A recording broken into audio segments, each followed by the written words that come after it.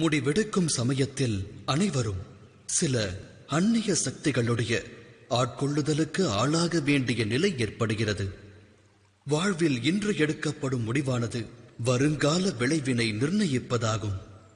அப்படியென்றால் நம்முடைய வருங்காலம் பிற சக்திகளின் தாக்கத்தால், மற்றவரின் விருப்பத்தால் அமைய வேண்டுமா? நம்முடைய பரிபூரண வாழ்வும் மற்றவரால் வழிநடத்தப்படுமாயின் வாழ்வின் விளைவு என்னாகும்? பரந்த உலகத்தில் ஒவ்வொருவருக்கென்று தனித்துவமான ஒவ்வொரு விருப்பம் இருக்கும்.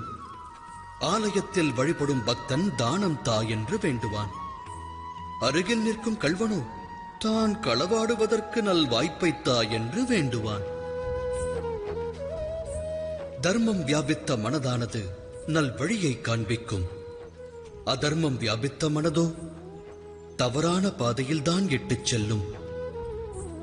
இறைவனிடத்தில் ஒருவன் சரணாகதி அடைந்தால் அவனுக்கு சுகம் என்னும் பிராப்தம் கிடைக்கிறது. சரணடைந்து அச்சுகத்தை பெற வேண்டுமாயின் அவனுடைய மனதில் தர்மமானது வியாபிக்க வேண்டும்.